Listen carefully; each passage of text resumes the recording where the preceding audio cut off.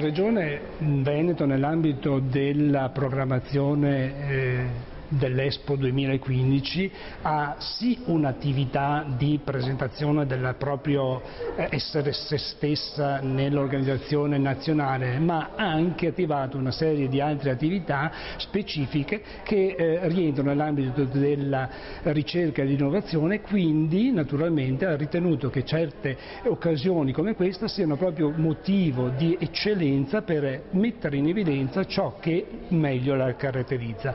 Quindi siamo qui a Verona, in questo ambito presenteremo una specificità dell'eccellenza del Veneto, che è il settore della vitivinicoltura, e di conseguenza noi tratteremo questo argomento nell'ambito però di una rassegna più estesa, che abbraccia anche l'organizzazione della Regione attraverso che cosa? Attraverso i soggetti che ha posto in essere con la legge 13 del 2014, cioè dei distretti, delle reti innovative regionali e delle aggregazioni.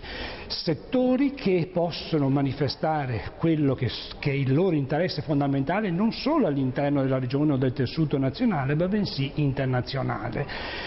La rete innovativa regionale è proprio questo, cioè vuol diventare uno strumento di conoscenza delle realtà internazionali per collocare il prodotto dell'eccellenza, in questo caso del settore della vinicoltura. Quindi è importante che la regione si confronti con le realtà locali proprio per esprimere quelle che sono poi l'attuazione della politica di indirizzo, che naturalmente è un contesto della realtà regionale veneta. L'incontro cosa si propone di ottenere?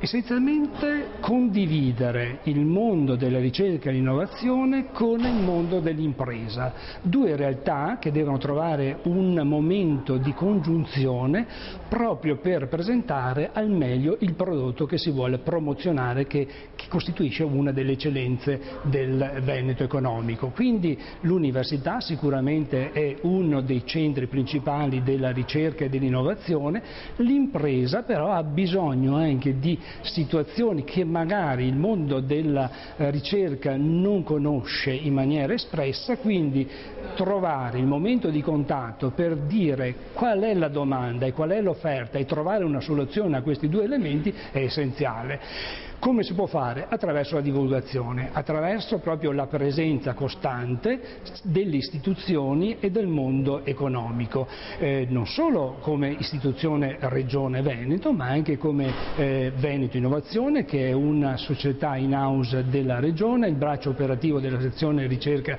e innovazione nell'ambito del Dipartimento Economico della Regione, e quindi attraverso anche un portale, attraverso InnoVeneto, diventa un momento proprio di coniugazione delle esigenze delle realtà regionali. Ed è questo che è importante, cioè attraverso il dialogo fra mondi diversi, tutti convergenti, però che cosa? Ottenere un modello di espansione, un modello di sviluppo economico per i prossimi anni della Regione. Come si attua poi? Si attua attraverso una forma di azioni che l'esecutivo regionale, la nuova giunta regionale si insedierà, andrà ad adottare sulla base della propria disponibilità di bilancio e dell'azione di programmazione regionale europea, il POR 2014-2020, dove si troveranno delle azioni specifiche proprio per incrementare questa realtà. Ed è importante proprio perché si andrà a definire quelle che sono le linee di sviluppo della Regione nei prossimi anni.